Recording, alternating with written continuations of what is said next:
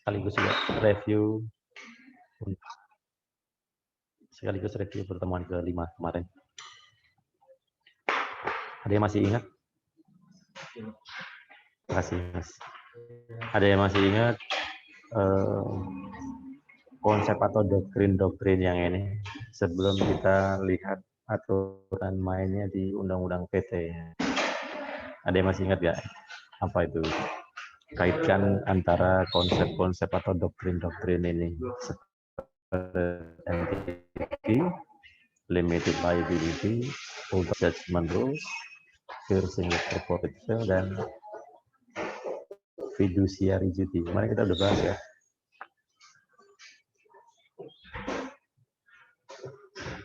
Hubungannya apa? Nanti kita kaitkan dengan kasus, misalnya sebagai ilustrasi kasus si Wela ini, atau kasus statement dari mantan komisaris Garuda ini.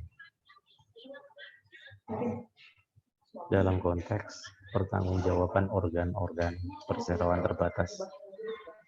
Ada yang bisa masih ingat?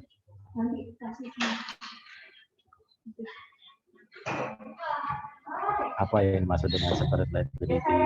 Hubungannya apa dari doktrin-doktrin ataupun prinsip-prinsip itu? Kalau menurut Undang-Undang PT, kan slide pertemuan ke-5 kita saya udah bagi itu. Undang-Undang PT mana yang mengatur tanggung jawab organ PT, baik direksi, dewan komisaris maupun pemegang saham, dan kapan dia menjadi unlimited. Di dua yang lalu saya udah bahas itu. Ada yang masih ingat?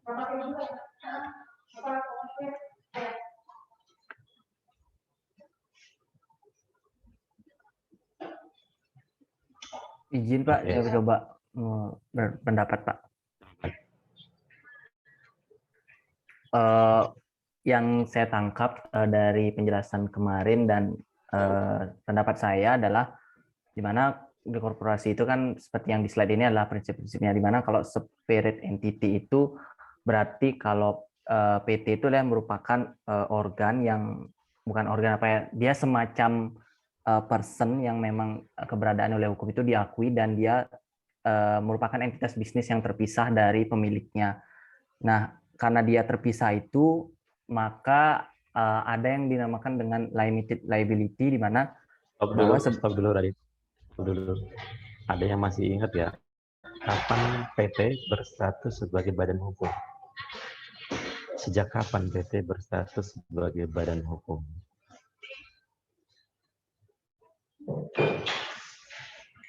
Sehingga kata tadi dia menjadi satu person yang terpisah dari ownernya. Kapan suatu PT dianggap telah berstatus sebagai badan hukum? Ada yang masih ingat? Izin menjawab Pak. Apa nih? Abdillah, ya silakan Abdillah. PT menjadi badan hukum itu setelah didaftarkan dan kemudian disahkan Pak. Kemudian apa? Disahkan. Dilengkapi lagi. Secara garis besar benar, tapi saya maunya jawabannya lengkap. Saya bahas kemarin menurut Undang-Undang PT dan menurut Undang-Undang Cipta Kerja. Karena di Undang-Undang Cipta Kerja beda lagi. Ada yang masih ingat? Nah, siapa nih? Wahyu, Pak. Kalau kemarin saya ingatnya tuh kalau di PT itu harus ada pengesahan dari Kementerian Hukum dan HAM. Di Undang-Undang Cipta Kerja itu PT sudah berstatus jadi badan hukum setelah didaftarkan kepada Menteri dan mendapat bukti pendaftaran, Pak. Jadi kemungkinan tuh Menteri nggak nolak sih kalau di pengesahan itu, Pak. Jawabannya. Kalau jawab, tambahin begitu Wahyu ya.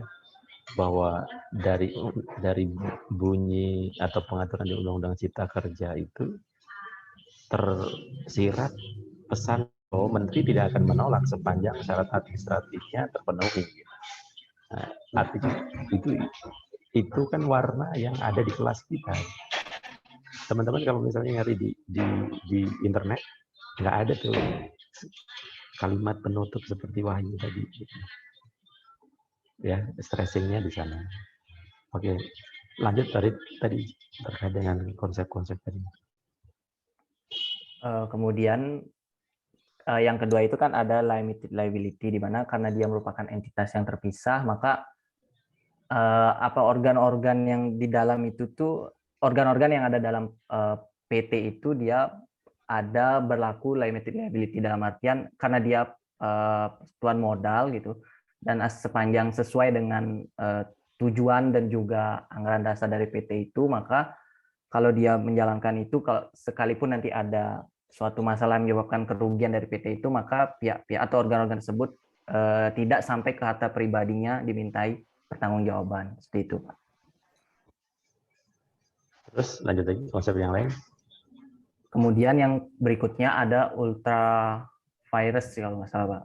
Itu merupakan tindakan yang sebetulnya dilakukan oleh organ-organ PT yang seharusnya tidak sesuai dengan tugas dan fungsinya mereka gitu, sehingga menyebabkan kerugian bagi PT tersebut, Pak. Oke. Ada lagi tadi. Nah, yang lain alter ego, business judgment rules. Oke, Pak. Saya coba jelaskan lagi, Pak. Yang kemudian ada prinsip business judgment rule, bahwa dalam PT itu pun juga berlaku prinsip-prinsip yang seharusnya dilaksanakan oleh organ-organ tersebut. Tapi kita juga tidak bisa menutup kemungkinan bahwa dalam bisnis, namanya juga bisnis, ada resiko bisnis yang kalau misalnya organ-organ tersebut, misalnya direksi, dewan komisaris, itu sudah melakukan tindakan yang sesuai dengan aturan dan dia tidak tahu bahwa ada efek eksternal yang mungkin menyebabkan PT itu rugi, itu lain lagi ceritanya, sehingga dia tidak bisa dimintai pertanggungjawaban secara pribadi tersebut.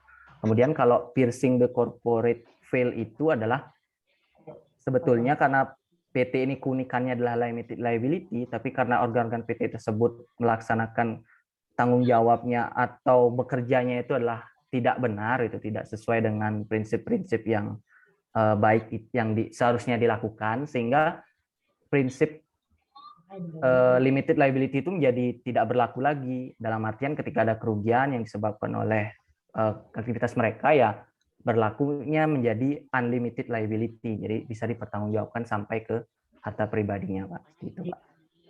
Oke, bagus. Ada yang melengkapi?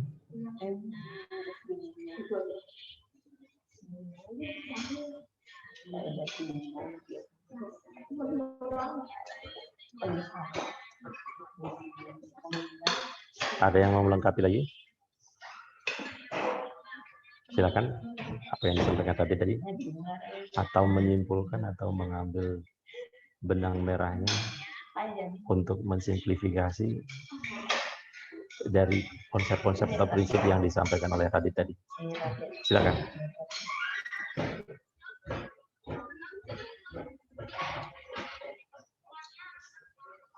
Saya ingin coba melengkapi, Pak. Izin melengkapi, Pak. Silakan, Adil. Untuk tadi istilah yang belum dijelaskan oleh Radit itu ada Good Corporate Governance ya, atau GCG. Nah, itu juga merupakan salah satu hal yang wajib dilaksanakan oleh sebuah perusahaan atau perseroan. Nah, dan itu juga harus dilaksanakan sesuai dengan Permenek BUMN nomor 1 MBU tahun 2011 pada bagian kedua. Oke. Itu, Pak. Sekian. Lagi yang ingin melengkapi? Ada yang bisa membedakan hubungan, memberikan kaitan antara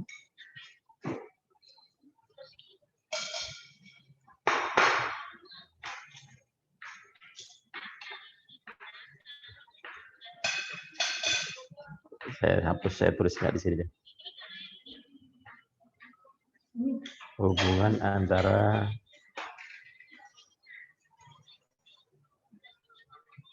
business judgment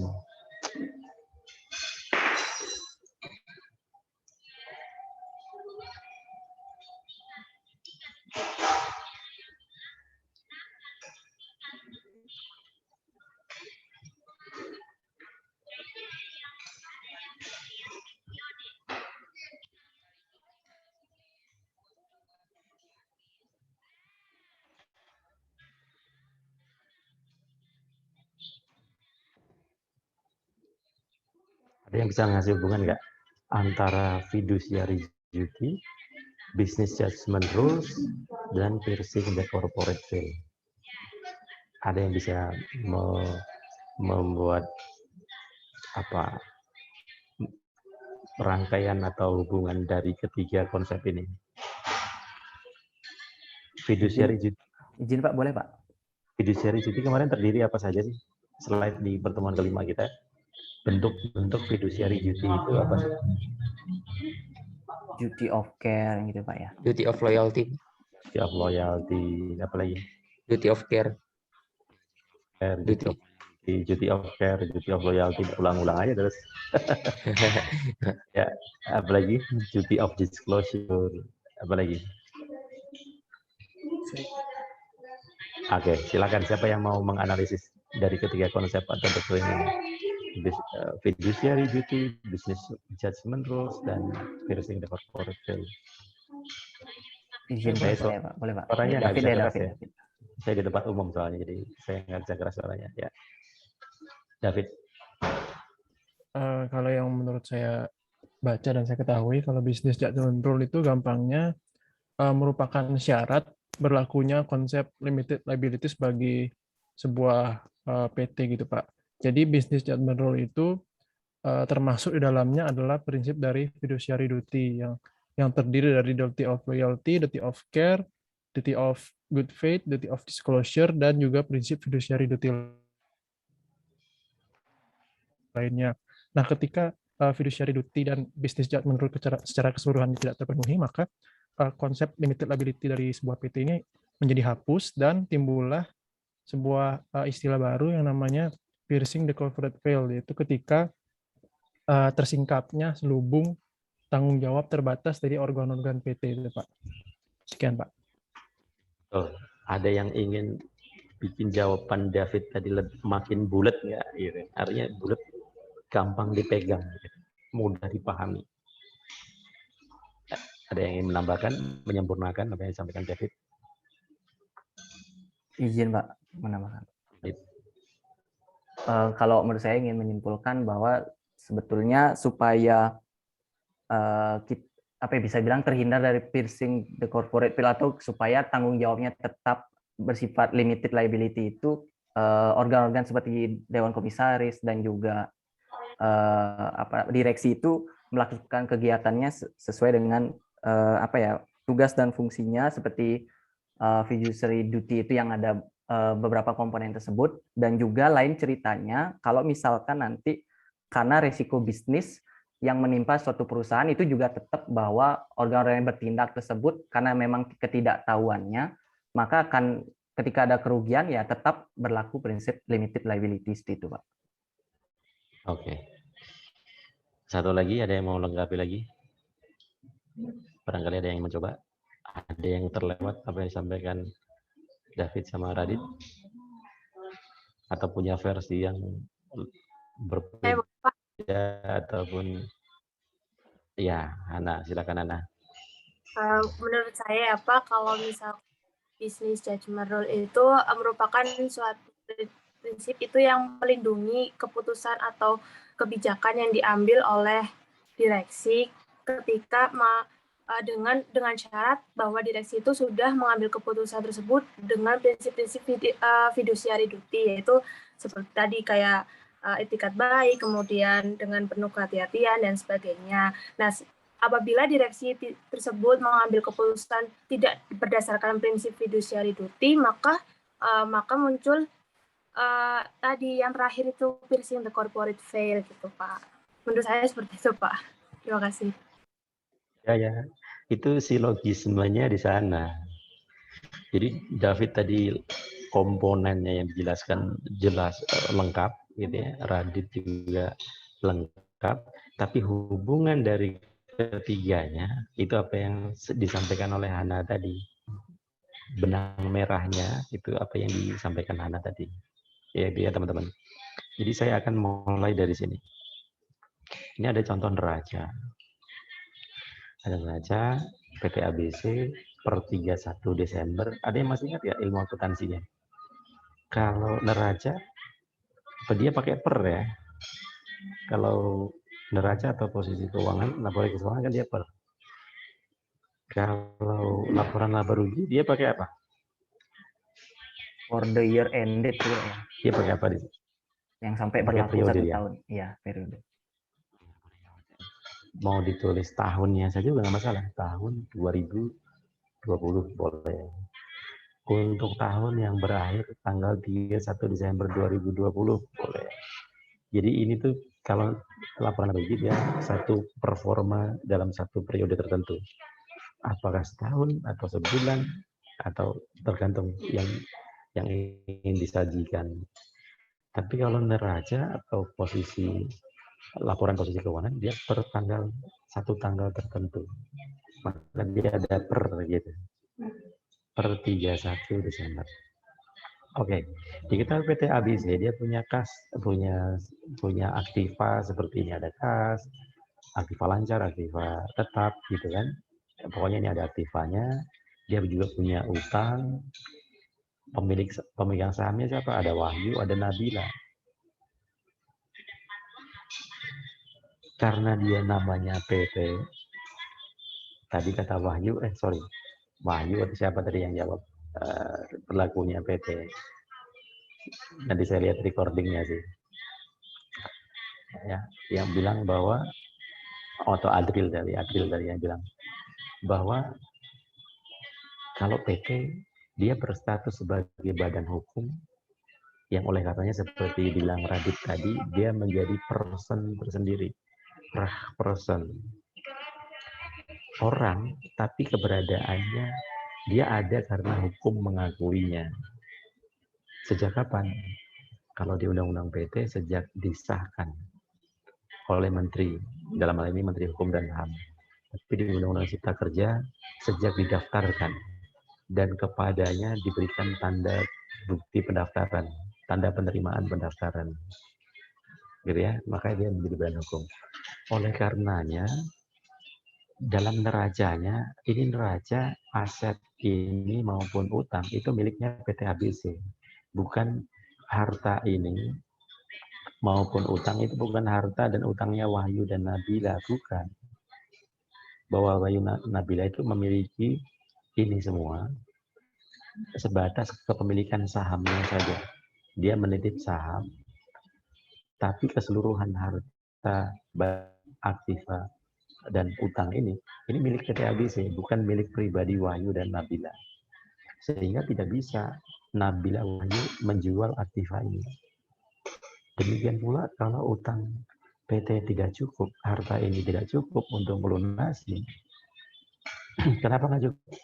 Karena kalau teman-teman masih ingat penyajian di neraca ini kan dia pakai historical cost. Harta perolehannya kan. Sementara Anda sebagai seorang appraiser, seorang penilai, kan tahu nih, fair value-nya berapa sih?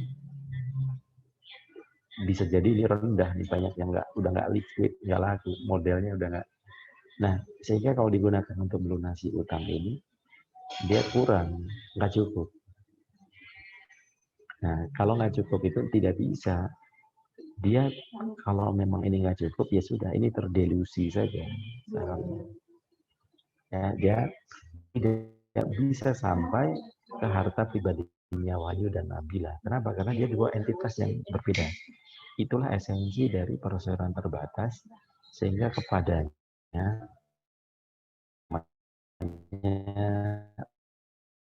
limited liabilities.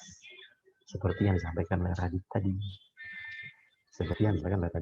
Bahwa konsekuensi dari adanya entitas yang berbeda, karena dua pribadi yang berbeda, makanya tanggung jawab masing. Seperti yang bilang, hartamu ya hartamu, hartaku ya hartaku, utangmu utangmu, utangku utangku. Ya, sehingga kepadanya karena seperti entity maka berlaku limited liabilities. Itu konsekuensi logis yang wajar saja.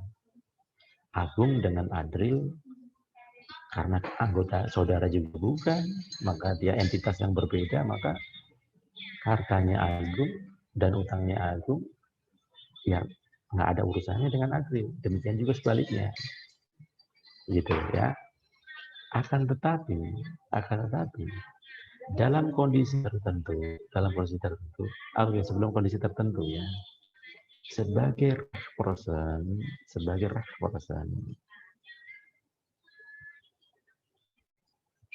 dia tapi demi hukum, sehingga fisiknya saya udah pernah tanya pada Anda, mana itu PT Unilever, mana itu PT Newmont, mana itu PT Nestle, nggak bisa kita tunjuk karena dia badan hukum, dia seseorang yang keberadaannya berdasarkan pengakuan dari negara, sehingga kalau tanya fisiknya kan nggak ada, sehingga dia tidak mungkin melakukan perbuatan. Dia butuh yang namanya organ perusahaan. Apa saja organ perusahaan? RUPS, yang merupakan representasi dari pemegang saham, dewan komisaris, dan direksi. Oke ya.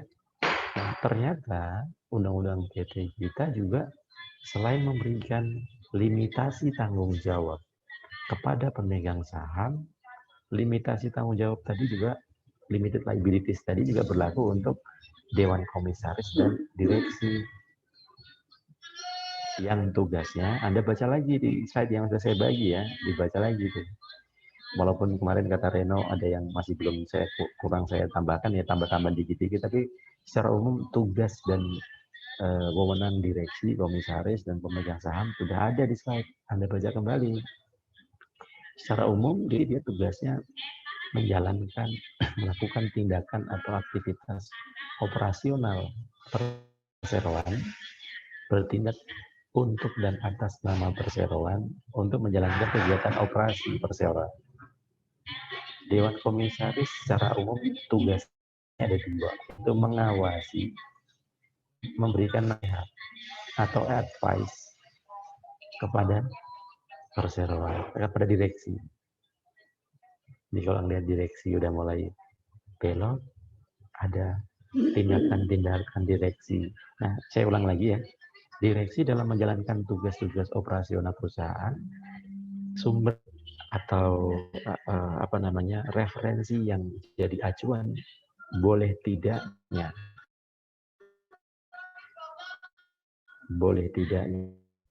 itu ada dua sumbernya, yaitu peraturan perundang-undangan dan satu lagi apa? Anggaran dasar. Anggaran dasar yang si aturan main. Anggaran dasar.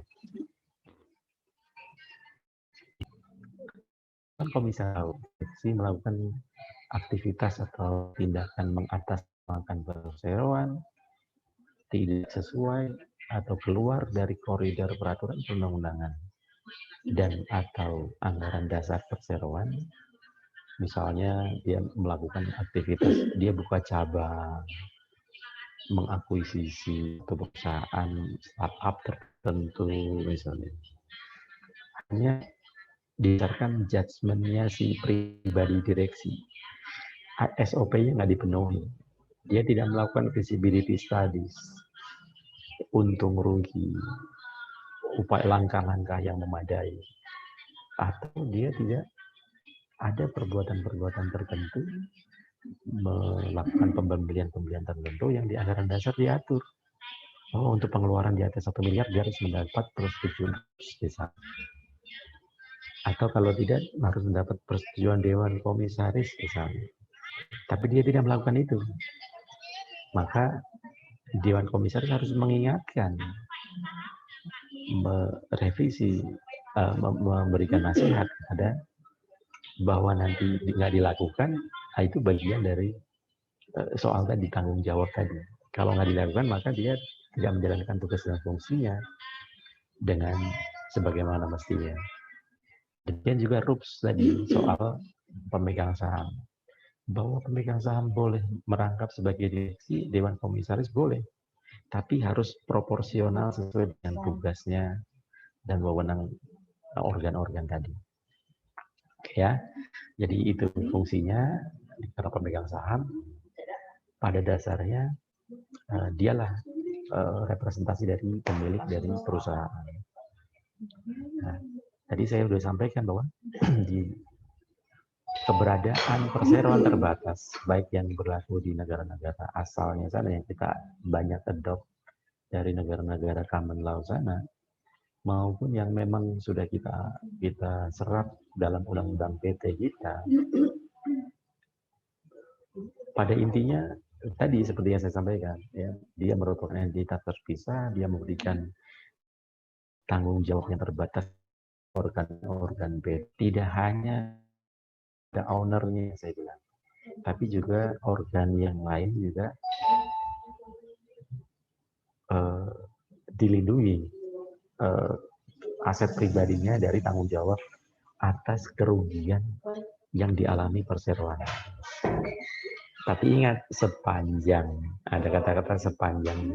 Jadi Anda bedakan secara normatif tanggung jawab PT atas utang perseroan itu terbatas.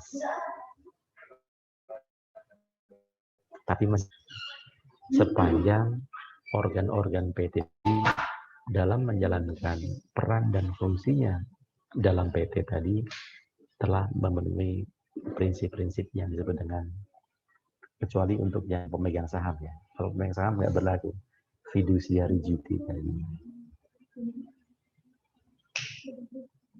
Tugas-tugas pengurusan amanah yang bertanggung jawab sebagai dia menggendong beban kepercayaan. Dia seseorang yang terpercaya gitu. Yang dibuktikan dengan apa? Bahwa secara normatif di Undang-Undang PT secara tegas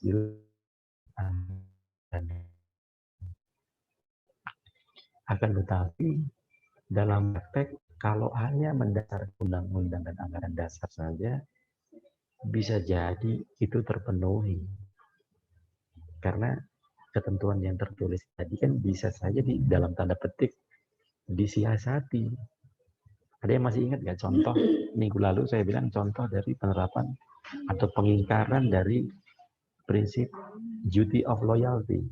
Ada yang masih ingat saya ngasih contoh apa waktu itu? Pengingkaran oleh seorang direksi atas prinsip-prinsip duty of loyalty. Itu Pak, dia ngambil proyek apa ya? Ada yang meminta tapi dia bekerja di PTA katakan dia juga, tapi diminta oleh PTB akhirnya dia yang mengambil itu. Padahal PTB itu minta ke PTA-nya gitu. Oke. Masih ingat ya, syukur. Jadi ketika ada peluang-peluang bisnis, ada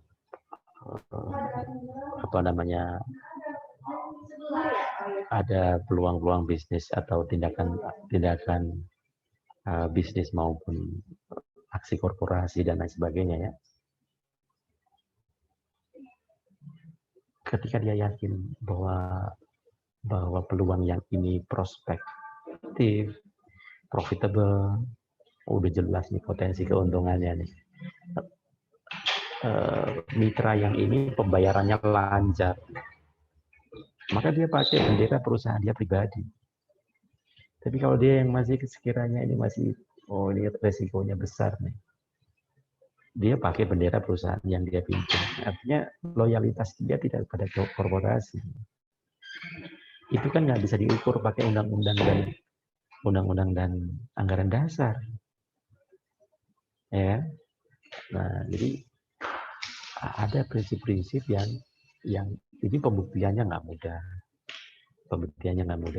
Jadi berdasarkan undang-undang dan anggaran dasar itu secara normatif begitu, tapi ditambahkan lagi prinsip-prinsip ini plus kalau kata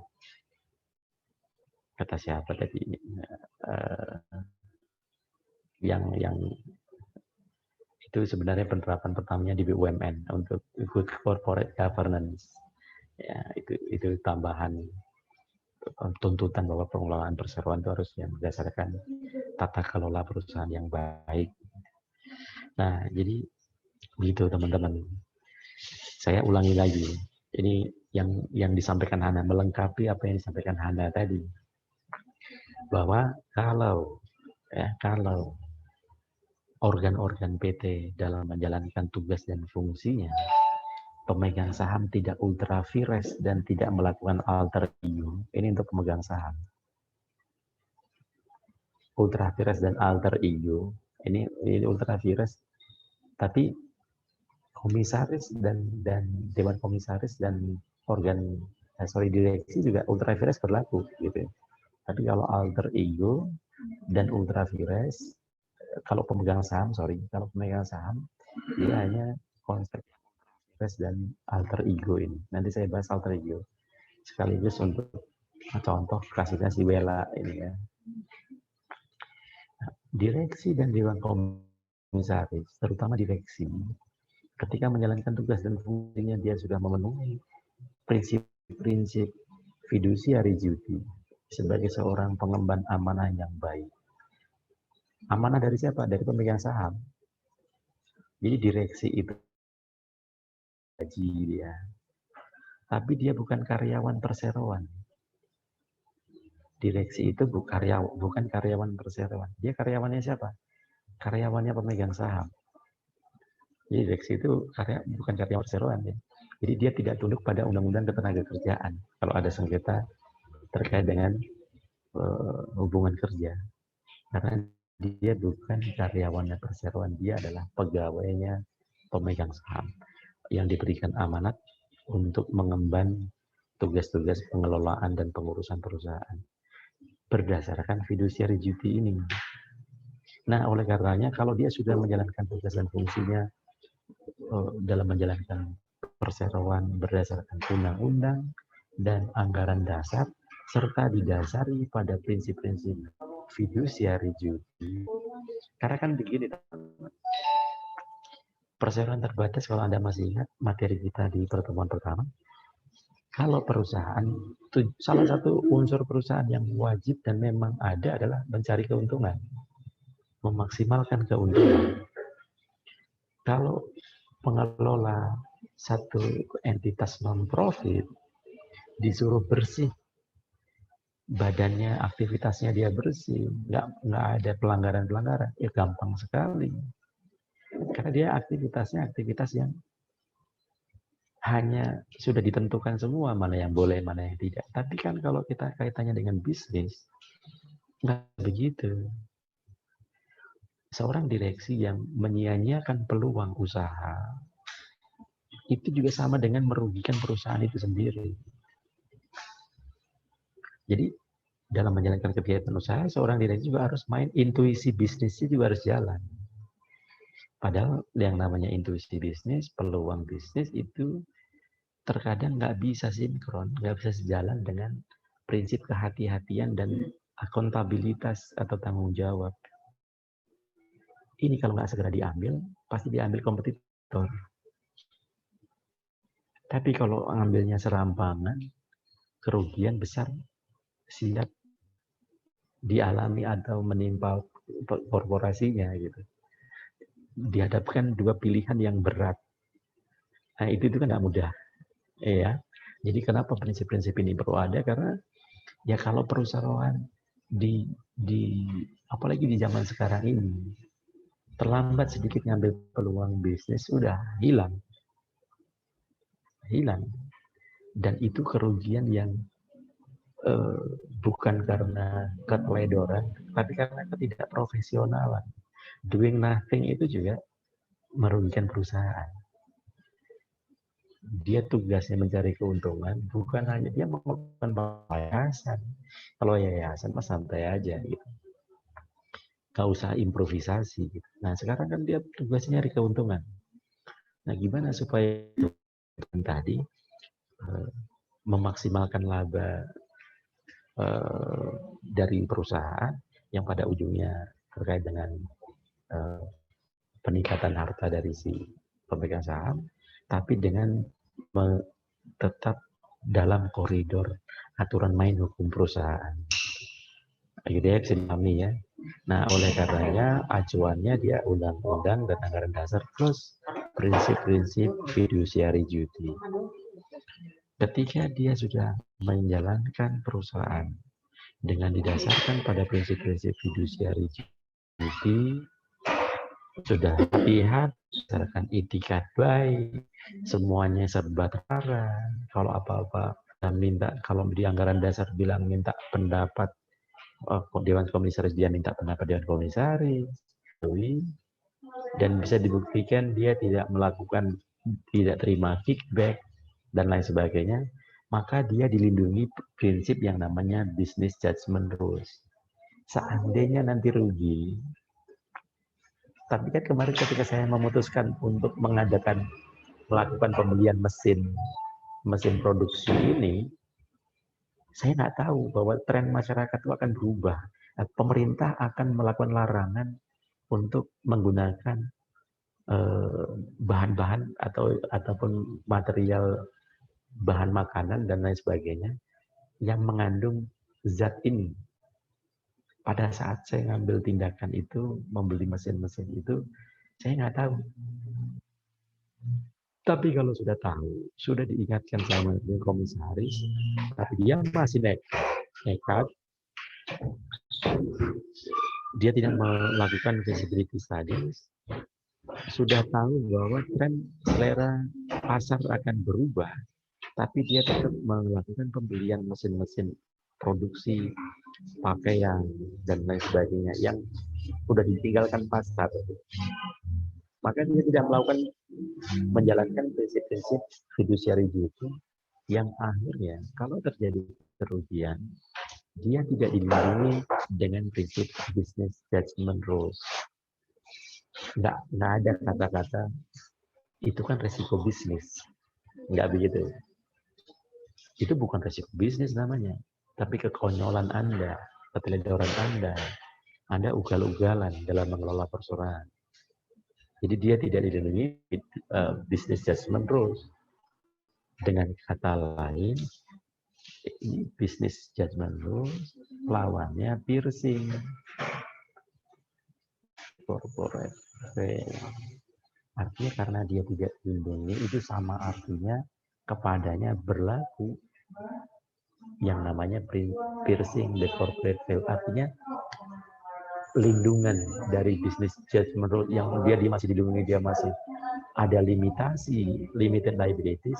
Limitasinya tadi fail-nya tersingkap, piercing. Kenapa? Karena dia mengelola perusahaan tidak didasarkan pada prinsip-prinsip fiduciary duty. Jadi hubungannya gitu ya. Sepanjang dia mengelola perusahaan dengan dasar-dasar atau prinsip-prinsip fiduciary duty, maka kalaupun nanti ada kerugian, dia tetap dilindungi dari tanggung jawab untuk sampai ke harta pribadi. Karena apa yang dilakukan itu masih dalam rentang perlindungan business judgment rules. Tapi kalau sebaliknya, pemegang biasanya ini kan case ini digugat oleh pemegang saham ya. Ini direksi digugat pemegang saham, tidak hanya kreditor yang menggugat, jadi pemegang saham bisa dalam bentuk gugatan derivatif digugat ya. Kan pemegang saham walaupun kalau seringkali kan kita ngomong kalau PT pemegang sahamnya misalnya rugi ya, yang hilang ruginya sebatas penyertaan modalnya dalam saham itu. Tapi kan Anda jangan bayangkan bahwa saham yang di-store itu nilainya ecek-ecek gitu. Bayangkan perusahaan-perusahaan yang memang valuasinya luar biasa besar gitu. Nah, hilangnya, terdelusinya atau jatuhnya nilai saham dari satu perusahaan itu pemegang saham berhak untuk mempertanyakan. Ini selama ini gimana?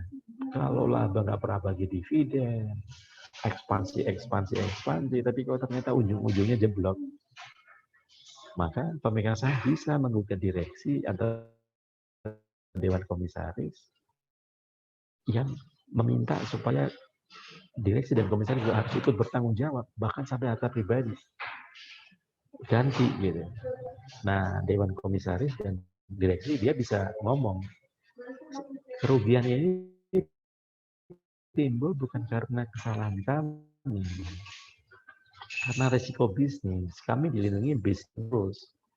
Nah, itu saling membuktikan nanti. Buktinya Anda melakukan ini dan seterusnya, bla bla bla bla bla. Gitu ya. Jadi yang mengajukan gugatan sampai ke harta pribadi itu tidak hanya dari kreditornya, dari si pemegang saham yang merasa nggak terima. Sebaliknya, pemegang saham juga dari sisi kreditor bisa meminta pertanggungjawaban pemegang saham sampai ke harta pribadinya. Dalam hal apa? Dalam hal bukan fiduciary duty, tapi dalam hal dia melakukan ultra vires atau terpenuhi unsur-unsur alter ego. Nah, coba Anda bisa ada yang sempat baca belum? Saya kasih contoh gambar yang Instagram ini, yang si Wela ini. Apa yang dimaksud dengan alter ego jika dikaitkan dengan pemegang saham, tanggung jawab pemegang saham terhadap utang-utang perseroan. Ada yang punya pendapat? Silakan.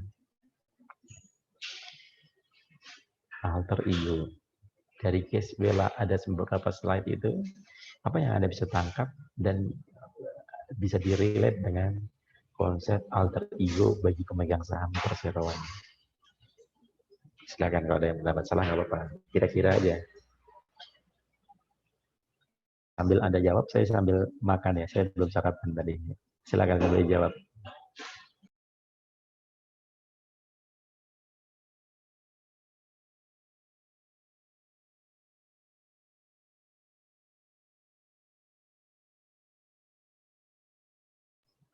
Ada yang mau jawab kan? Kira-kira aja sambil dibayar.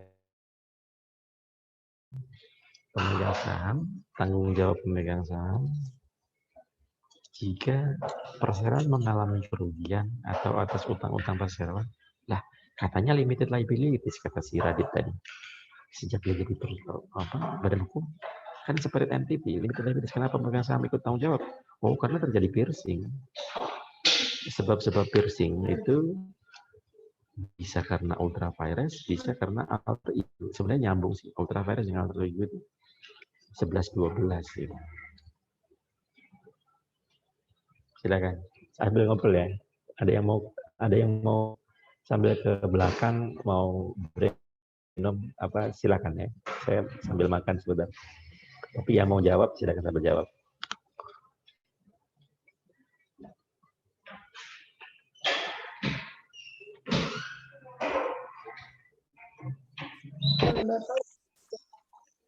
Nabila, silakan Nabila.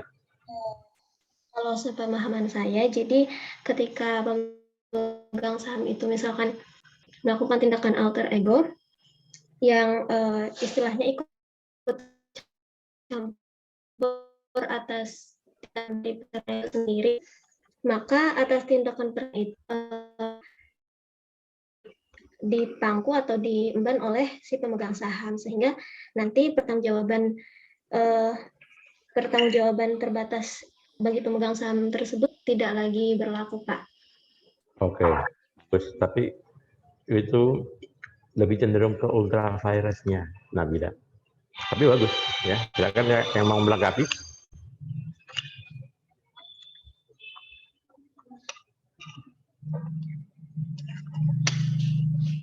Ada yang mau melengkapi jawaban Nabila?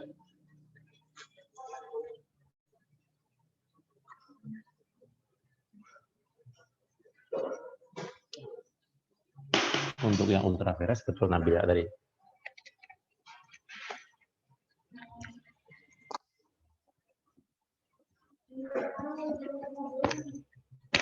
Apa yang tersirat dari ini konsep atau doktrin?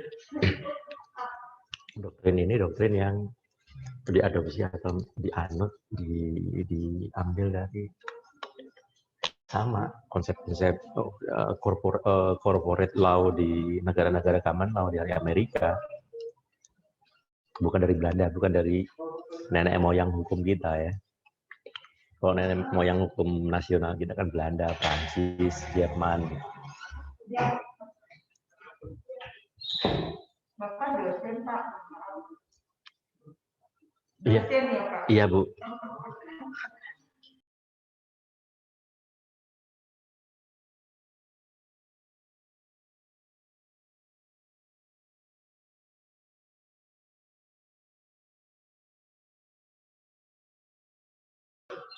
Ya. Saya izin menjawab, Pak. Ya, silakan.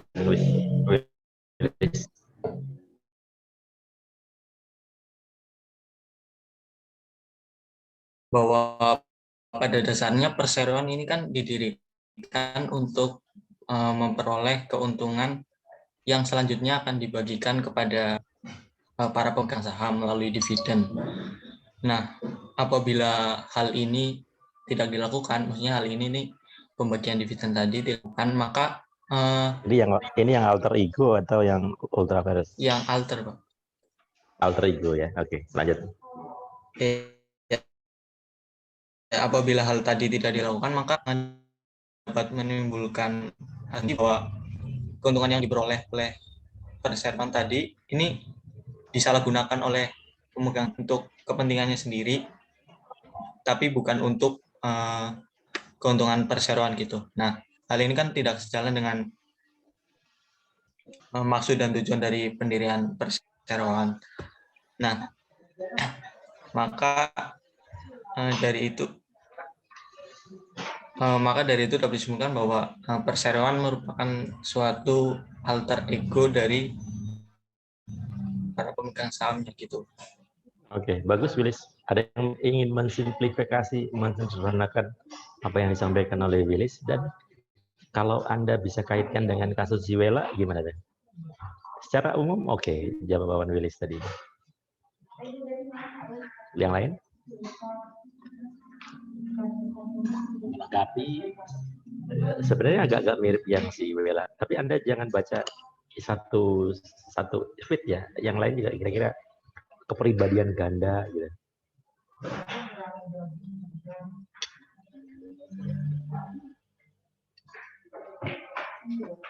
Nggak sama persis sih dengan itu, tapi kira-kira mendekati.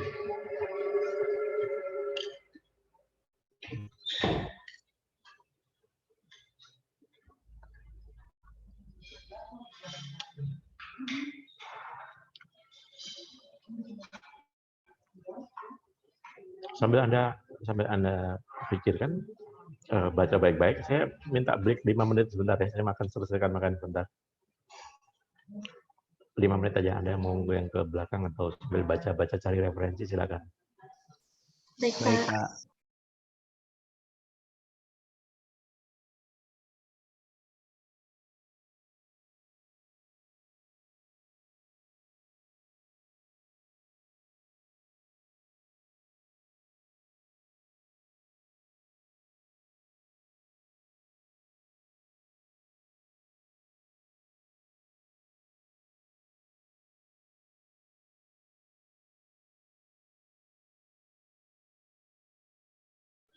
Oh iya, satu lagi.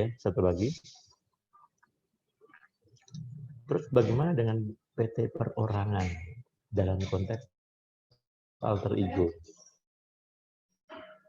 Kalau PT perorangan dalam kaitannya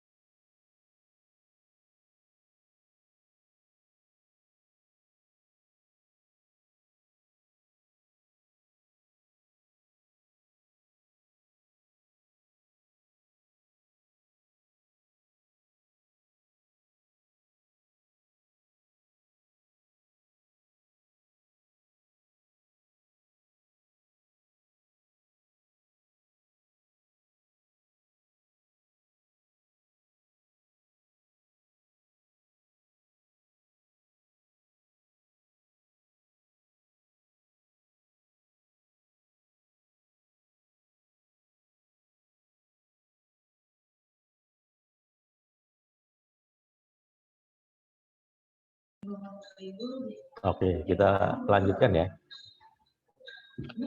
Kita lanjutkan kembali.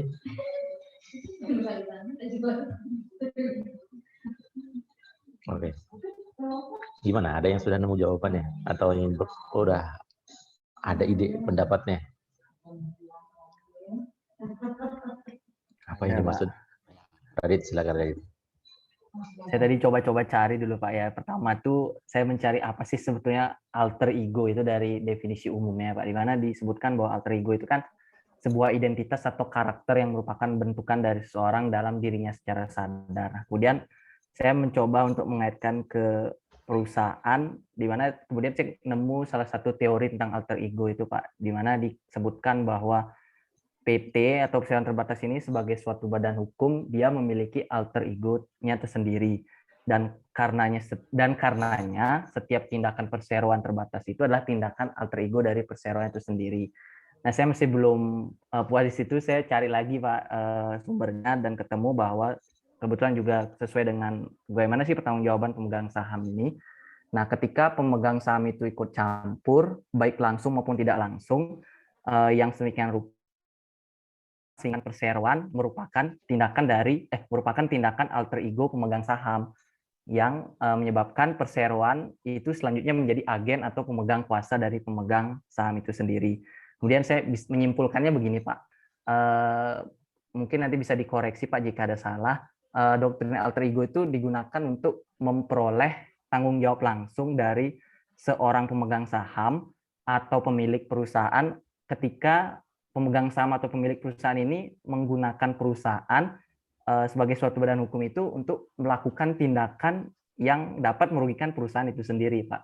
Sehingga pertanggungjawabannya dimintakan ke pemegang saham itu sendiri. Itu sih Pak dari saya pendapatnya.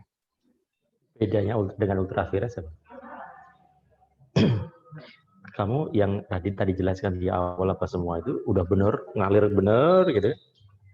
Konklusinya malah anti klimaks. Konklusinya anti klimaks. Konklusinya itu ultra vires.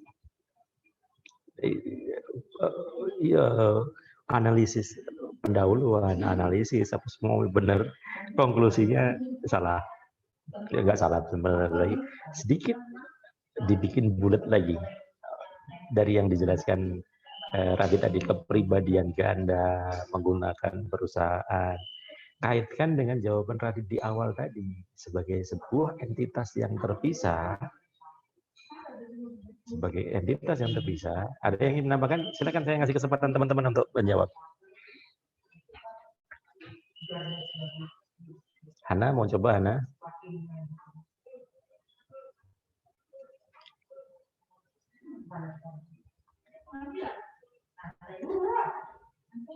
Hanif, apakah standby Hanif? Ya, gimana Hanif? Menurut Hanif? Kapan seseorang pemegang saham dapat dimintai pertanggungjawaban, dikenakan pertanggungjawaban tak terbatas karena terhadapnya hubungan dia dengan keperseroan berlaku prinsip atau memenuhi kualifikasi sebagai alter ego.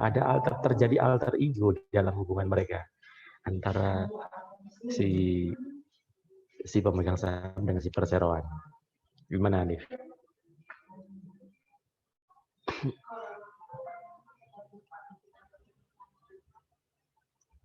Salah nggak apa-apa Hanif? Apa yang ada di benakmu kalau misalnya tadi yang dijelaskan oleh Radit ya? Kan pemegang saham kan, hubungan pemegang saham dari saya ilustrasikan dengan neraca, kan hartanya perseroan dengan harta perusahaan dua harta yang berbeda gitu. Tapi kalau rugi yang sini kok saya harus ikut tanggung jawab? Kan PT strict. Saya nggak bisa dong diganggu harta pribadi saya untuk melunasi utang perseroan. Kalau melunasi utang saya sendiri pribadi sih memang udah sewajarnya gitu. Tapi kalau utang perseroan kan enggak dong gitu. Tapi karena terjadi alter ego, hubungan saya dengan perseroan itu hubungan terpenuhi kualifikasi alter ego, maka saya harus bertanggung jawab atas kerugian perseroan. Nah, gimana tuh, Hanif? Menangkapnya, apa yang kamu tangkap dari statement itu?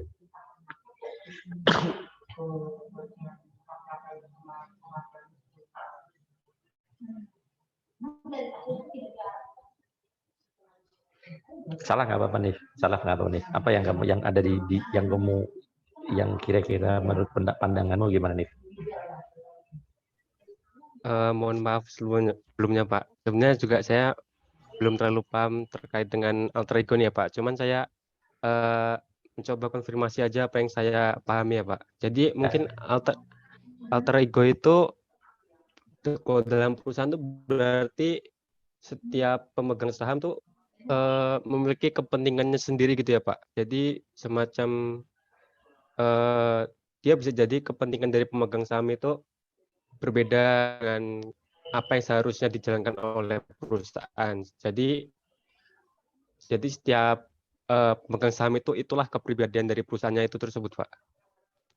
Apa seperti itu, Pak? Ini puzzle-puzzlenya makin lengkap. Ini apa ditunjuk sih, Hanif?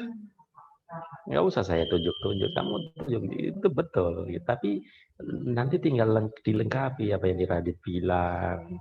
Jadi teman-teman udah, saya nggak salah deh, teman-teman bisa gitu belajar sendiri, nangkep apa yang itu. Saya nggak nyangka tadi jawaban-jawaban, kumpulan-kumpulan itu akan saling melengkapi, dan betul yang Hanif tadi itu. Tapi nanti saya akan buletin, saya akan package menjadi sesuatu yang enak, yang mudah dipahami. Tapi unsur-unsurnya itu tadi. Ayo, siapa yang melengkapi lagi? Burhan. Saya manggilnya gampang, yang nggak ada fotonya saya panggil. Burhan, ada standby? Ya, Pak. Gimana Burhan? Menurutmu gimana? Nah, kalau menurut saya, seperti yang dibilang Hanif tadi, kan alter ego dari perusahaan ada berbagai macam kepentingan, kan Pak. Jadi kalau misal pemegang saham ini lebih mementingkan kepentingannya daripada mementingkan dari kepentingan perusahaan itu sendiri, maka bisa terjadi ini Pak, unlimited liabilities itu Pak. Ya, piercing terjadi ya. Ya, tapi jawaban Burhan itu cenderung ke ultra vires, Burhan. Agak sedikit memang tipis tuh ultra vires. Hanif tadi saya nggak yakin juga nih, mudah-mudahan Hanif konklusinya mudah-mudahan benar. Karena apa yang disampaikan Hanif jadi seperti Radit tadi ya. Premisnya itu benar gitu. Tapi konklusinya anti klimaks gitu. Kembali ke ultra vires. Ayo, saya butuh pakai bahasa populer aja. Ini gampang kok pakai bahasa populer itu. Pakai bahasa yang lebih mudah, yang sehari-hari. Jadi ini alter ego itu kayak seperti bahasa sehari-hari. Wahyu Ning Tias yang dari toilet, udah selesai dari toiletnya?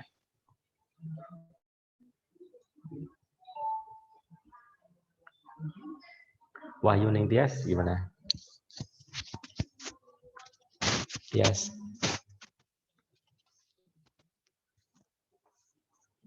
Tias, suara saya terdengar Tias.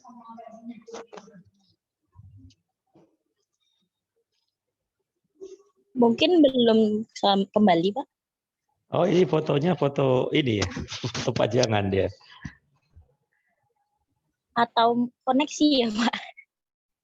Enggak, ini kayaknya foto ini dia, tampilan foto. Dia sudah bergabung, tapi kayaknya itu nge-freeze, Pak. Mungkin sinyalnya kurang bagus. Oke. Dika, gimana Dika? Dika Kusuma. Ya Pak. Gimana menurutmu? Yang alter ego ya Pak. Kenapa? Yang alter ego ya. Ini kalau ngelihat gambar Dika, kelihatan kepalanya doang. Saya ingat anak saya kalau sekolah di Zoom gini, kelihatan kepalamu doang ya. Turun dikit, monitor turun dikit. Nah, oke. Ya, kalau gimana Dika? Kan seperti yang tadi sudah dijelaskan teman-teman yang lain, setiap pemegang saham kan memiliki kepentingannya masing-masing ya Pak. Iya. Kemudian jika misal dominasi pemegang saham itu diikuti dengan penyalahgunaan bentuk perusahaan seperti penipuan, ilegal, melakukan kegiatan yang ilegal, dan juga mengakibatkan kegiatan yang mengakibatkan ketidakadilan. Nah, itu telah membuat perusahaan tersebut diperalat menjadi alter ego tersebut, Pak. Nah, Dika, dari jawabanmu tadi sebanyak itu, poin yang paling benar tapi bisa dikembangkan itu kata-kata diperalat. Cluenya udah dibuka sama Dika tuh, diperalat. Ayo, siapa yang mau lengkapi? Izin berpendapat. Pak, boleh izin berpendapat. Ya, Sinta duluan tadi. Ya, Sinta. Menurut saya alter ego itu kan kepribadian ganda ya Pak. Jadi perusahaan itu hanya dijadikan kendaraan untuk mencari keuntungan pribadi si pemegang saham atau direksi atau komisaris. Terus kalau misalnya rugi, si pemegang saham ini melimpahkan kerugiannya tuh ke perusahaan, Pak. Sedangkan kalau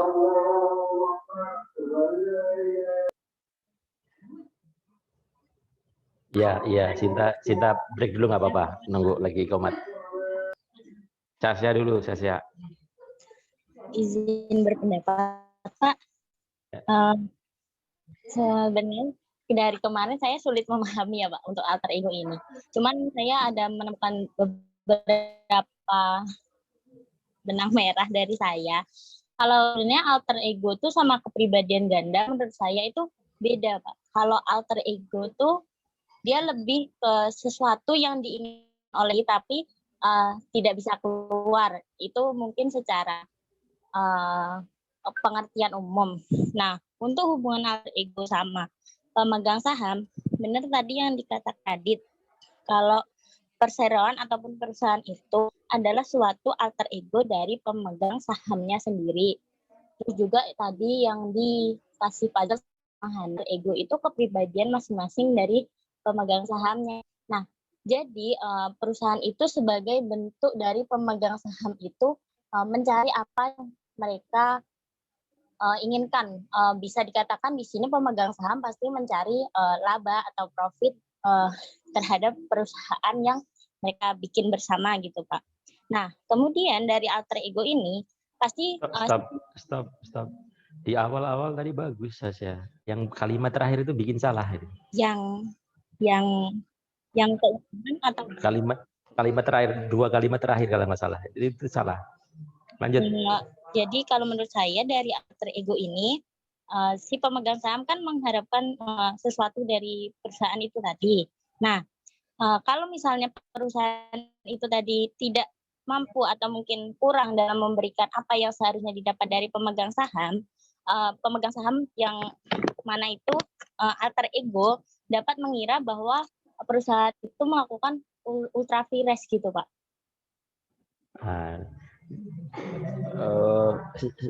Ultra vires dengan alter ego. Tapi fokus di alter egonya itu yang seperti apa? Statement yang awal-awal tadi Sasya betul itu. Kembali ujung-ujungnya ke ultra vires. Nah, Sinta, kalimat pertamamu tadi udah benar. Kalimat berikut keduanya itu malah agak kurang. Ulangi lagi Sinta, yang kalimat pertamamu apa tadi? Jadi menurut saya intinya alter ego itu perusahaan itu hanya dijadikan instrumen untuk mencari keuntungan pribadi pemegang saham. Ya, itu Bus. Tadi kamu ngomong kendaraan kan? Ya Pak, kendaraan atau instrumen untuk mencari keuntungan pribadi. Nah, udah jangan kalimat berikutnya jangan sampai salah nih. Berikutnya kayaknya nggak, udah melenceng. Yang statement itu perlu bikin kalimat argumentatif. Zaman dulu ada film zaman dulu ya. Film di TVRI, kalian nonton apa enggak? Itu ada namanya film Wali Songo. Oh iya, beragama Islam ya, bagian beragama Islam. Ada film Songo, ada namanya film Syekh Siti Jenar. Syekh Siti Jenar itu, makanya dia ceritanya ya, saya nggak tahu kebenarannya ya, tapi dari cerita di film itu dia dikucilkan oleh para wali karena dia ngerasa dia adalah dia sudah menyatu dengan Tuhan. Manunggali ulo dengan Gusti.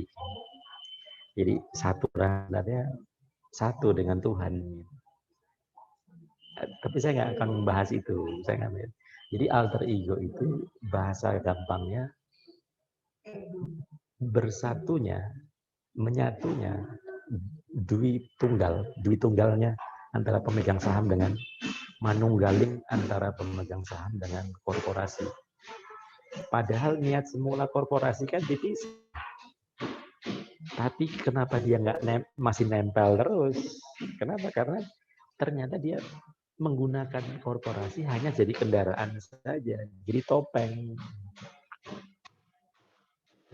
Ngambil utang ke bank, ngambil kontrak dengan pihak yang lain. Saya udah pernah cerita yang layering belum juga. Nah, ketika dia ngambil kontrak, bikin kontrak, memang atas namanya PT. Atas nama PT. Tapi ternyata itu hanya atas nama doang, kedok doang, topeng doang. Sebenarnya untuk kepentingan dia juga. Mengalirnya dia juga gitu. Nah, kalau seperti itu, maka itu terpenuhi kondisi alter ego. Dia nggak bisa lagi bilang, oh saya nggak tanggung jawab, itu kan punya PT. Enggak. Karena PT itu sesungguhnya adalah Anda juga. Dia Anda sendiri. Kamu cuma pakai bungkus saja. Kamuflase. Gitu kira-kira ya. Jadi jangan pula mentang-mentang diberikan perlindungan limited, kemudian menyalahgunakan PT hanya sebagai kedok. Gitu. Sehingga kalau misalnya di sini ada bank atau kreditor, di sini ada PT, habisnya lagi ya misalnya. Ini pemegang sahamnya Tuan David. Ada Nona Sasha. Ketika bank ngasih pinjaman, ngasih kredit ke PT ABC, permohonan kredit, surat menyuratnya atas nama PT ABC semua. Tapi duitnya mengalir ke pemegang, entah salah satunya karena kakak adik, bapak sama anak, gitu ya. Kalau suami istri kan nggak boleh, kecuali ada perjanjian pisah harta, gitu kan. Nah, mengalir ke sini. Tapi ini teknik mengalir dana, kalau kata anak saya pas main game, itu noob, Pak. Teknik noob.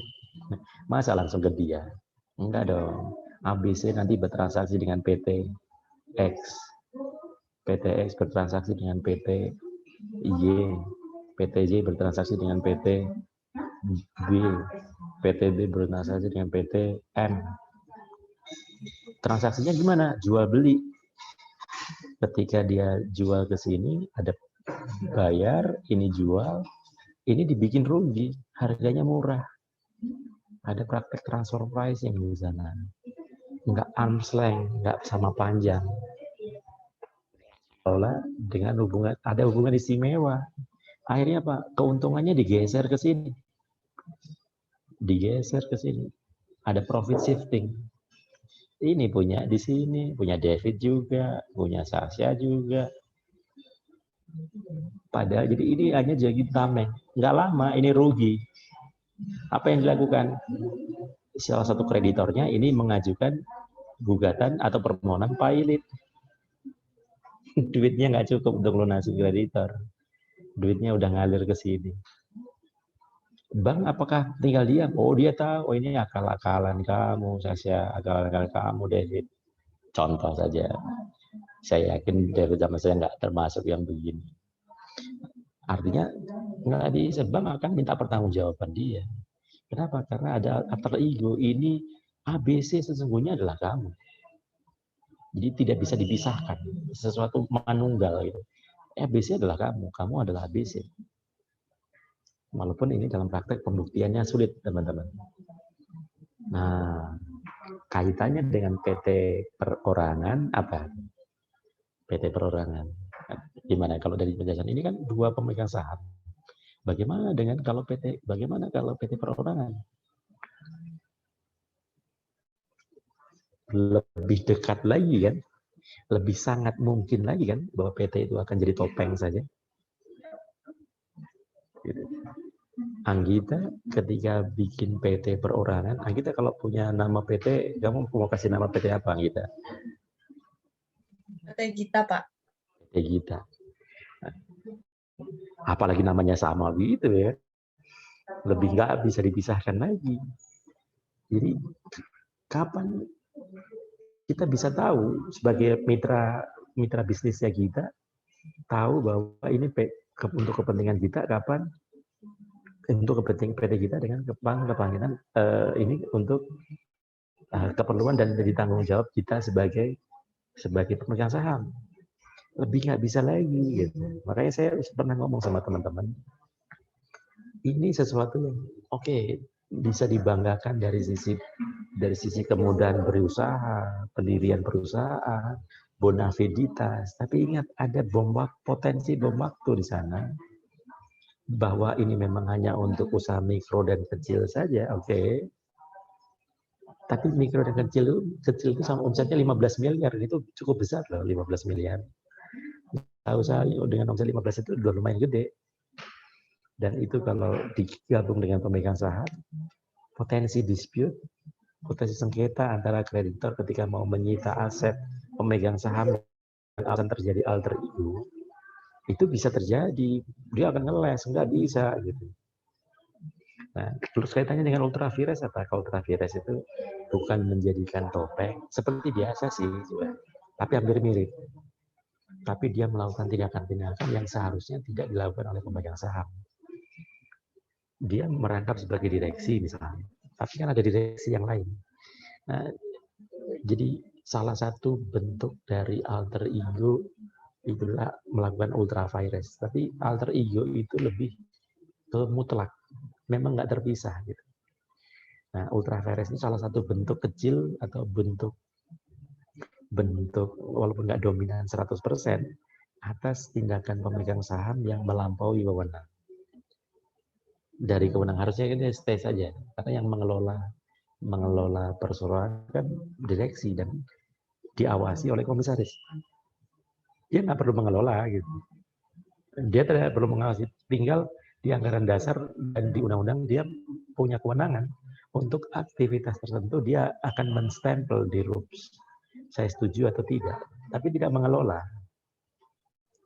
Sehingga kalau ada pilihan-pilihan mau bikin usaha cabang di Kalimantan Selatan dengan Kalimantan Timur, mau beli investasi, beli bank tanah misalnya di dekat ibu kota baru misalnya, itu harus persetujuan RUPS.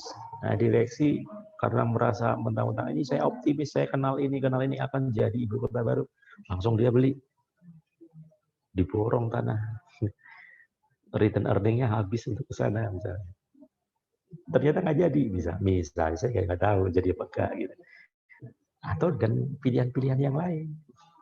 Nah, sepanjang tadi tindakan tadi sudah disetujui RUPS, sudah melakukan visibility study sebagai perwujudan dari fiduciary duty, saya sebagai rasa tanggung jawab saya sebagai pengemban amanah, saya harus melakukan visibility studies. Saya panggil ahli, saya panggil expert, ini kira-kira saya bikin analisis SWOT, ini profitable nggak? Gitu. Kalau nggak ya, gitu ya, bisa dipahami nggak? Bisa, Pak. Nah, oke, sampai sini ada pertanyaan untuk materi pertemuan kelima, review kita. Sebelum kita lanjut ke materi BUMN dan BUMD. Nah, yang konteks ini nanti teman-teman pelajari sendiri ya. Kapan kan ceritanya Pak Peter F. Kunta sempat ngomong gitu. Ini sewa pesawat kemahalan. Bahkan beliau di media sosialnya ingin melaporkan direksi dan pihak-pihak yang terkait, termasuk pemegang saham dalam hal ini Kementerian BUMN. Tapi Kementerian BUMN ini statement dari staf khusus Menteri BUMN itu sebenarnya dalam tanda petik nantang balik. Ya silahkan aja. Kami juga pengen tahu Pak Gonta sudah, Pak Peter sudah melakukan fungsi-fungsi pengawasan dan pemberian masukan atau saran enggak? Jangan-jangan ikut terlibat juga misalnya. Ya, artinya nih kita sebagai rakyat memang harusnya sih perlu gitu ya, dibuka gitu. Ya, biar proses selesai. Sama masa utang sampai 70 triliun maskapai penerbangan kita, bahwa ada pandemi iya, tapi ternyata dengan bersuaranya Pak Peter ini ternyata bukan hanya semata-mata masalah pandemi, tapi ini kelola 2 kali lipat dong. Kalau dari Pak Peter F. Gonta bilangnya tarif sewa pesawatnya itu setengahnya harusnya. Ini mahalnya markup tanda petik indikasi ya, karena belum terbukti. Itu sampai 100%. Nah, dari Kementerian BUMN juga nanya, karena Anda komisaris sudah lama. Ketika Anda jadi komisaris, jadi saya ngomongnya dari sisi sumber saya masih dari berita, saya nggak punya data. Nah, artinya di pengadilan nantilah akan bunyi semua alat bukti itu. Tapi intinya teman-teman bisa dipahami ya, bahwa ultravirus ini untuk kalau pemegang saham, konsep yang berlaku ultravirus, bukan fiduciary duty ya, karena duty dari mana orang, dia pengemban amanah kok gitu. Dia yang memberi amanah kok. Jadi dia nggak mengemban amanah, justru pemegang saham itu yang memberikan amanah kepada direksi. Tapi dia berlaku batasan-batasan bahwa dalam sebagai pemegang saham yang baik, tugas dia itu hanya sebagaimana di Undang-Undang PT, RUPS itu ngapain aja kewenangan. Di luar itu ya jangan mempengaruhi, memaksa, bikin memo, nota apa semua, KTBLC kepada direksi untuk kamu kalau pengadaan material ban, misalnya industri ban, beli karet, mentah, segala macam, kamu dari PT ini. Nah, kebetulan ternyata si pemegang sahamnya ada hubungan pemilikan dengan PT yang itu, dapat komisi dan segala macam. Berarti dia melakukan ultravirus. Tapi bukan alter ego. Nah, kalau alter ego itu 100% dia memang topengnya gitu. 100% dia topeng. Oke ya, nah sekarang kita lanjut ke BUMN dan BUMD serta BUMDes. Walaupun saya nggak yakin ini kita selesai semua ya. Kita bisa selesai semua. Saya mohon maaf, nanti kita cari waktu, kalau ada yang kurang saya akan tambahkan, kita pakai Zoom pribadi ya, pribadi untuk kekurangan, karena saya mau melanjutkan perjalanan lagi nih. Saya membuat perjalanan lagi, kita sampai 12.30, nanti kekurangannya setengah jam kita ganti di sesi yang lain, kita pakai cari waktu yang kosong lah, cari waktu kosong, atau kalau hari Rabu depan ada ini nggak, ada kuliah nggak habis mata kuliah ini? Komang mana Komang? Reno. Habis UPIS nggak ada, Pak. Nggak ada ya. Kita minggu depan hari Rabu atau hari apa? Kalau bisa hari Rabu sih sepertinya, Pak. Saya ngikutin aja, jangan dibolak-balik aja. Pastikan kalau memang bisa Rabu. Nah, Rabu itu habis itu saya mau tambahkan sekira setengah jam juga gitu untuk mengisi kekurangannya. Ya, saya mau ini soal juga belum saya kumpulin, harusnya kemarin disuruh ngumpulin, saya belum selesai nih. Jadi paling di jalan saya sambil ngumpulin bikin soalnya. Beberapa dosen sudah ngirimkan beberapa usulan soal, tapi pembahasan tentang bagaimana cara mengerjakannya nanti di pertemuan terakhir sebelum UTS ya. Oke, sekarang saya bahas BUMN. Saya setengah jam lagi. Sekarang jam berapa ini?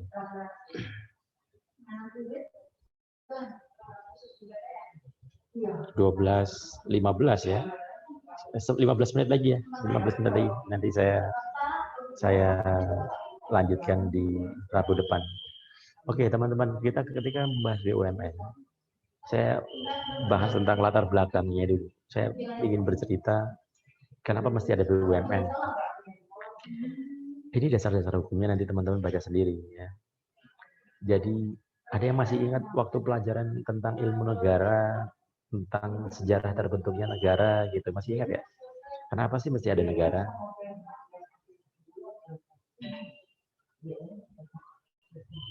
Kenapa mesti ada negara sih? Negara, Izin ya, berpendapat. Ya, Sasha. Melindungi kepentingan rakyat. Melindungi kepentingan rakyat. Dari apa? Kepentingan melindungi dari apa? Astagfirullah. Melindungi rakyat dari kepentingan-kepentingan mungkin orang yang berada gitu. Aduh, bahasa sederhananya saya bingung, Pak. Oke, betul. Ada yang menambahkan?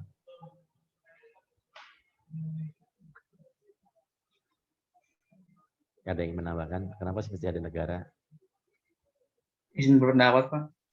Iya, Wahyu. Yang berkaitan sama masyarakat sih, Pak. Tapi kalau saya lebih ke agar adanya keadilan. Kalau nggak ada negara nanti keadilan nggak tercermin nanti, Pak. Memang kalau ada negara, Pak, keadilan terjamin. Ya, kalau misalnya sekarang sih belum 100% juga kalau menurut saya. Maksud saya tuh kayak adalah pengendalian itu, Pak. Pengendalian itu. Karena semua negara adil. Kalau menurut saya semua negara itu belum 100% ya, Pak. Kalau saya lihat ya. Masih ada kayak nggak sempurna gitu, belum sempurna 100%. Tujuannya bukan keadilan ya. Pengen mewujudkannya, keinginan untuk mewujudkan keadilan ya. Padahal ada negara-negara yang berbasiskan kerajaan, monarki. Ada sebagian orang itu nggak adil tuh. Sampai di Perancis ada revolusi Perancis, ya kan? Gimana deh? Menambahkan lagi? Ya, Harold. Ini adalah supaya Sebentar. Suaranya keresek-keresek. Harold. Sekarang sudah bisa, Pak? Masih ada bunyi noise. Cek. Ya, oke, ada. Supaya masyarakat itu punya tujuan, Pak. Kalau nggak ada negara, dia nggak punya tujuan ya? Karena tidak ada aturan, jadi tidak tertata rapi. Biar tertata rapi, bukan biar ada tujuan. Kan semua orang punya kebutuhan, punya tujuan. Gitu. Nah, jadi, siapa nih tadi? Nabila. Saya, Nabila. Pak. Ya. Kalau menurut saya, Pak, negara itu didirikan sebagai wadah bagi masyarakat, sehingga masyarakat ini tuh punya aturan dan terciptanya kedamaian, Pak. Iya, oke. Yang lain, satu lagi deh. Menurut saya untuk mewujudkan kesejahteraan dan kemakmuran, Pak. Kesejahteraan dan kemakmuran, oke. Jadi gini, kalau yang teman-teman jawab tadi, itu rata-rata negara yang karena memang terbentuknya secara tradisional, ada terbentuknya negara itu berdasarkan teori evolusi. Evolusi bukan dalam konteks evolusi Darwin gitu, manusia tidak. Evolusi dan ada yang karena revolusi atau peperangan. Ada negara-negara yang terbentuk bukan karena kehendak rakyatnya membentuk negara, tapi karena penaklukan, pendudukan, penjajahan, yang sampai sekarang nggak merdeka kan jadi negara, persemakmuran, dibebaskan dan lain sebagainya kan. Jadi ada yang memang bukan karena kehendak, tapi karena memang bukan kehendak rakyat, tapi kehendak penguasa. Jadi apapun itu tadi latar belakangnya, yang penting memang ada begitu ada negara, maka syarat-syarat negara itu ada wilayah, ada penduduk, ada penguasa, ada pemerintahan, dan ada pengakuan dari negara lain. Maka ada keberadaan negara secara de facto dan secara de jure. Ada yang de facto-nya ada negara, tapi secara de jure-nya tidak diakui di pergaulan internasional misalnya. Sehingga hubungan diplomatik nggak terjalin, perdagangan, dan lain sebagainya terjadi. Nah, saya mau bilang begini. Pada awalnya secara tradisional negara dibentuk itu seperti yang dibilang Sasha tadi dan Sinta, kemudian Harold tadi. Tapi itu semangatnya semangat bahwa negara itu fungsinya hanya untuk melindungi kepentingan masyarakat dari sisi keamanan, ketertiban, untuk hidup bermasyarakat secara teratur. Nah, itu tujuan negara pada saat awal-awal terbentuknya itu begitu. Sehingga peran negara itu orang sering menyebutnya zaman dulu namanya negara penjaga malam. Nachwurzermacht. Artinya negara yang tugasnya hanya melindungi kepentingan rakyatnya dari ancaman, baik ancaman eksternal maupun internal. Kalau kita bicara ke masa primitif dulu, tentu ancaman dari binatang buas, dari serangan musuh, kelompok lain, dan lain sebagainya. Tapi seiring berjalannya waktu, ternyata kebutuhan atas hadirnya negara, tuntutan atas peran negara itu tidak cukup kalau hanya menjaga keamanan saja. Karena kalau negara hanya jaga keamanan, jadi wasit saja, penjaga malam saja, ternyata kok yang kaya makin kaya, yang miskin makin miskin gitu. Orang pengusaha kecil mau bisnis tertentu langsung disikat sama pengusaha kaya yang modalnya gede. Anda sekarang misalnya nih ya, Anda sekarang pabrik mie instan, yakin nggak lama, misalnya bagus dikit nih, gede dikit, pasti akan ada anaknya penguasa pasar mie ini bikin dengan harga yang sama, rasanya mirip dengan mie yang terkenal itu, mati kita. Anda bikin produk apapun, bikin rokok, bikin apa, dia akan bikin perusahaan tandingan kecil dengan merek yang berbeda, karena dia nggak mau, itu masalah image ya. Kalau dia nurunin harga, maka image prestisnya berkurang. Dia akan perusahaan tandingan. Dengan harga di bawah, rasa lebih enak. Mati. Contoh kecilnya itu. Ini persaingan tidak sehat dan lain sebagainya. Termasuk pengelolaan. Di pasal 33 UUD 45, atau bumi, air, kan, ayam yang terkandung di dalamnya, dikuasai negara, digunakan untuk sebesar kemauan rakyat. Tapi pengelolaannya sekarang di pasca amandemen dimungkinkan untuk dikerjasamakan atau diberikan izin sepanjang masih dalam penguasaan negara. Nah, oleh karenanya peran negara itu ternyata tidak semata-mata hanya Nachwurzermacht, tapi juga sudah berkembang. Negara itu ternyata juga harus menciptakan kesejahteraan bagi rakyatnya. Adil, aman, tapi kalau kelaparan nggak makan, apa gunanya? Ujung-ujungnya pasti berantem juga, rebutan makanan. Keadilan itu bisa terwujud kalau sejahtera. Maka dikenal namanya welfare state, negara kesejahteraan. Ini negara kesejahteraan. Di negara itu harus intervensi juga dalam kehidupan masyarakat, kehidupan ekonomi. Masuk ke sektor-sektor yang menguasai hasil hidup orang banyak, ke sektor-sektor yang swasta nggak mau, seperti kemarin untuk jalur-jalur penerbangan yang nggak rintisan, yang nggak mau swasta masuk, untuk membuka jalur transportasi yang swasta nggak mau masuk, tapi rakyat butuh, dan lain sebagainya. Melalui jalur apa? Oh, ternyata negara jangan main. Negara kan entitas publik. Jangan bertransaksi dengan swasta seperti entitas swasta. Kenapa? Kalau rugi negara bangkrut dong. Negara kok dipilotkan oleh swasta, kan nggak boleh. Kedudukannya jangan equal, tapi perizinan. Kalau mau yang equal, bikinlah perusahaan yang tunduk seolah-olah dia seperti entitas swasta. Dengan cara apa? Bikinlah perusahaan negara. Dulu namanya sejarahnya ada perusahaan negara. Nah, seiring perkembangan waktu, kalau perusahaan negara kan seolah-olah ini kayak perusahaan perseorangan.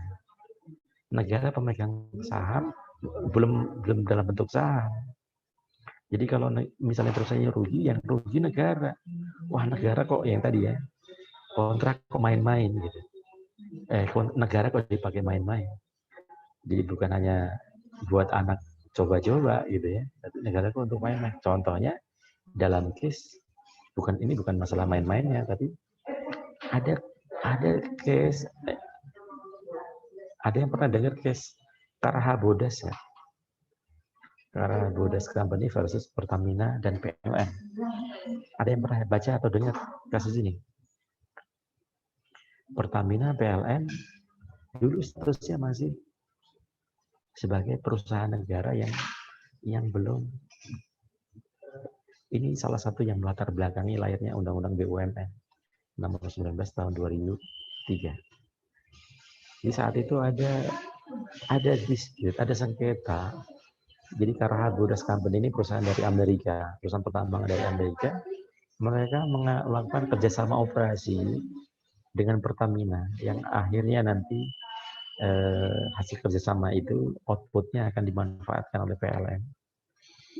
Tapi di masa itu saya lupa persis ceritanya ya. Saya mau materi ini saya bikin 2 tahun yang lalu, Bang. Saya lupa di arbitrase Swiss atau mana saya lupa ya. Nanti saya buka lagi deh. Tapi akhirnya putusan arbitrase internasional tadi dibatalkan oleh Pengadilan Negeri Jakarta Pusat. Itu jadi fenomenal tuh. Ini kok bisa jadi pembicaraan internasional kita. Nah, Pengadilan Negeri kok membatalkan. Memang berwenang soal keberlakuannya tadi. Alasan pembatalannya itu nggak bisa diterima di komunitas korporasi internasional pada saat itu. Nah, ujung-ujungnya ekspor Pertamina ke Amerika, itu rekening Pertamina itu diblokir pasca putusan arbitrase di Swiss ya, yang di rekening pertama yang di Hong Kong sama yang di Singapura kalau nggak salah. Nanti saya buka lagi, saya lupa persisnya. Dia diblokir untuk mengganti karena dia dihukum Pertamina akibat pembatalan itu. Nah, saat itu timbul dispute. Ini kerugian Pertamina, ini kerugian negara atau bukan sih?